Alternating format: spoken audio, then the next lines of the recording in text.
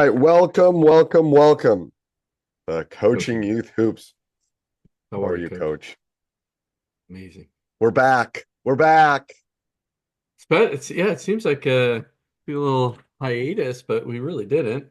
But definitely feels like it, Coach. Uh, Busy. You're busy. we're You got busy. There are yeah. lots of stuff going on. Lots of stuff going on. A lot trying to help a lot of coaches.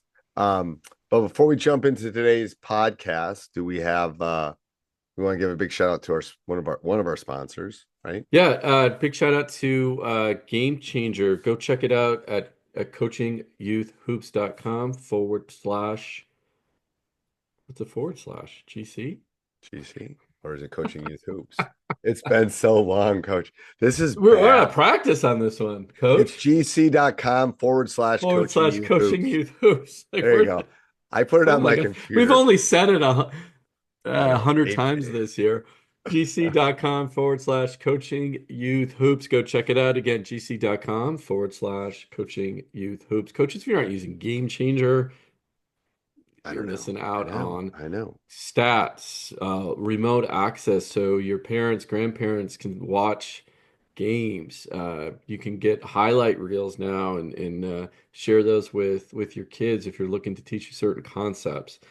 Just an absolute game changer for your program. And the best thing of all, it is free. Again, gc.com forward slash coaching youth hoops. Or check it out. And then what were we talking about beforehand that people are always asking about, Drew, or that we Drills, have drills, drills, drills, drills? drills, right? So we hear you.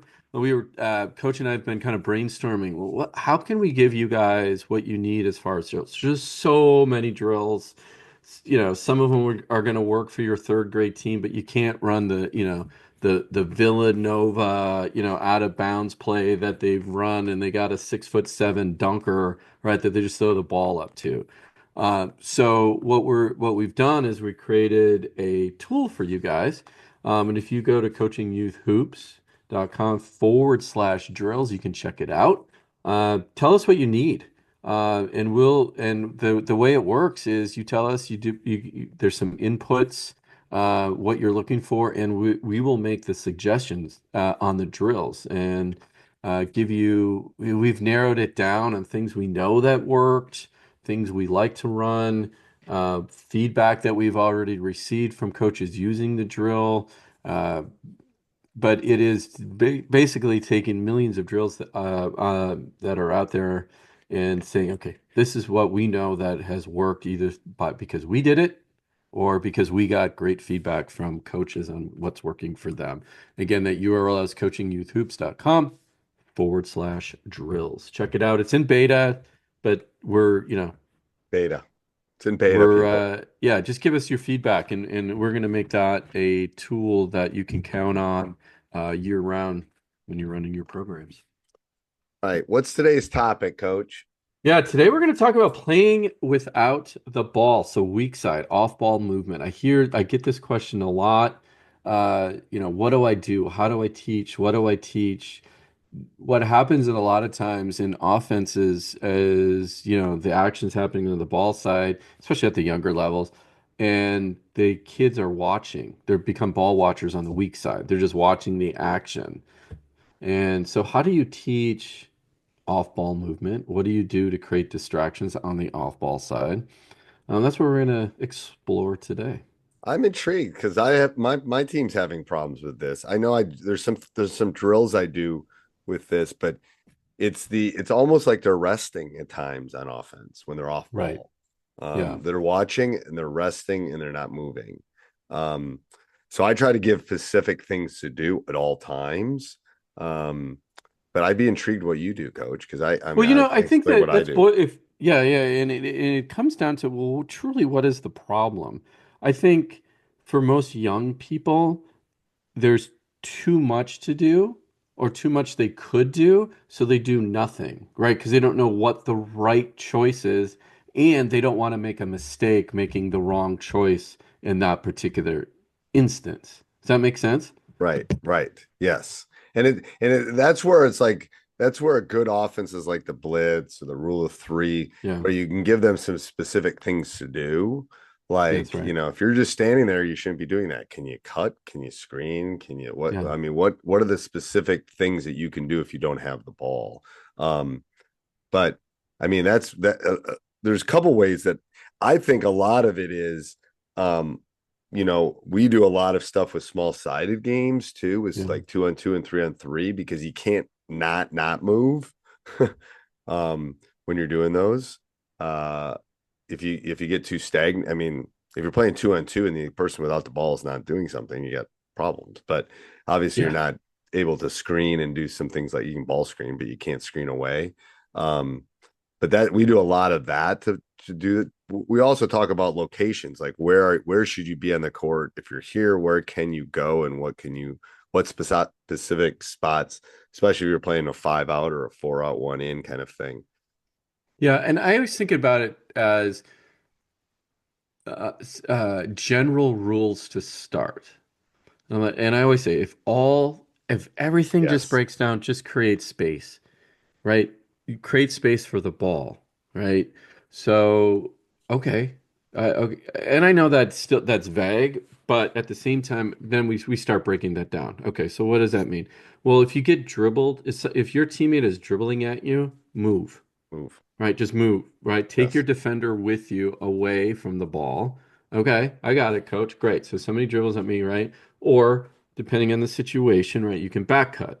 But just create space for the ball to move freely. If you just stand there, right now there's two defenders on the ball.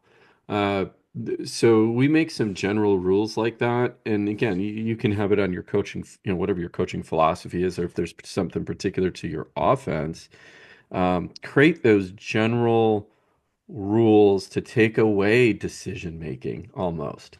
And here's where I think coaches, there's 1,000 things we need to teach kids in the game of basketball, and you can't do it with two practices no, in 90 minutes no, in a short season.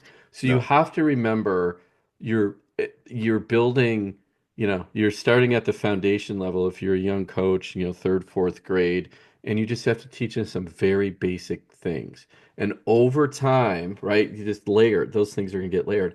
The thing that I love is I've had this team that I've been coaching now for, gosh, they're in eighth grade now. I think they started in fifth grade. And over that course and they've been pretty much year round, right? And so two practices, 90 minutes.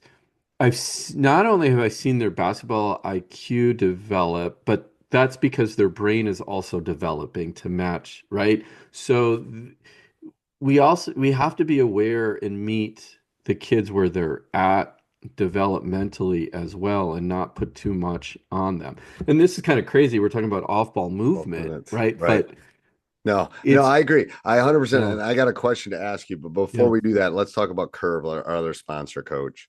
Yeah, Curve. Big shout out to Curve. If coaches go to coachingyouthoops.com/health, they're giving you a free assessment. Any high school coach that's listening to this right now, you can sign your team up. It's free to get started. They're going to give you a free health assessment for your players. There's mental health. You're going to get matched with if your kids need some mental training. They have that available. They also have physical therapy opportunities. And it's basically, if you think about it, coaches, it's an online clinic. It's bringing pro level healthcare down to the high school level.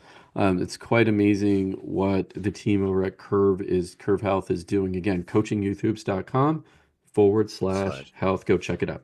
All right. So my question for you is Yeah. so I'm coaching a fifth grade team. Hmm. How do I drill it? How do I show them off ball movement? That's my Yeah. question to you. So we start with the generals, like I said. If, again, spacing, always make space on the ball. Okay. But of course, I teach the blitz offense. And what we're doing on the off ball side is very specific movements.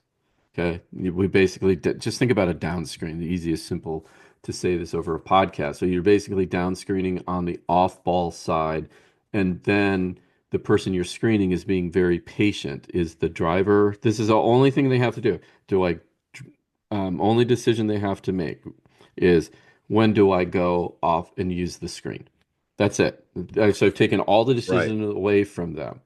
Now, I can hear the criticism from coaches. I will tell you, again, unless you have an exceptional basketball IQ team and they're just off the charts, be patient.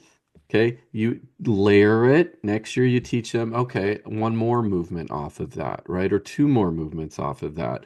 I have seen it with this team I was telling you about. I was watching them play the other day, and they're doing stuff I didn't teach them how to do, but they're using the basic concepts that I did teach them to do, and they're applying them in situations that I didn't teach them how to do. So it'll click. It'll just take some time, and they'll start learning what the proper movement is, and realize like, oh yeah, I can't stand here if somebody's dribbling at me, right? I got to do something. But yeah, I give so in a nutshell, I give a very specific movement on the off ball side. And then the decisions, I take away as many decisions as possible depending on the age level and say, do this. When this happens, do this. So it's based kind of a read and react type of situation. Does that Right. make sense? Yeah, it's like, yeah, you can only do so many things if you don't have the ball. Right. Yeah, What can you do? You can cut, you can replace yourself, you can screen that's right. away. I mean, it's like again, the rule of three offense. So it's That's like the right. similar Yeah. things. It's like you got to pick. And how much of a practice would you use on this specific thing? Well, I just do short-sighted games, right? The small-sided games. So we're just practicing. We start with the strong side, right? Ball side, and then we'll layer in the weak side after, then basically combine those two things. And I would say it's again, it builds from strong side, and we'll go through, repetitions and the different sets that we do depending on the age, maybe 10 minutes. I always try to keep things in 10 minutes, 8 to 10 minutes, and then switch it up. And then we'll add in weak side and be very specific on what I want you to do and what concept I want to teach. So again, weak side, you're going to down screen, and then you're going to be patient. I just want you to stay there. Then we go to, okay, come off, use the screen. You're going to come up as the person's driving to the hoop. You're going to come up and around them to be the outlet up on the top. Okay, now you're just going to drive, and then now you're going to be the outlet on the top. The player is going to turn and kick the ball out to you, right? So again, layer, and we just drill those 8 to 10 minute increments just so they get that general, okay, I get it, right? And um, then we do a just free play, but I freeze, right? Okay, freeze, right? If I see something that they're missing, not every time, but every couple of times if they're repeating the same issue all the time, I'm like, okay, freeze, right? Do you understand here, space, what we're trying to accomplish? You didn't come up, right? Whatever it is I'm teaching.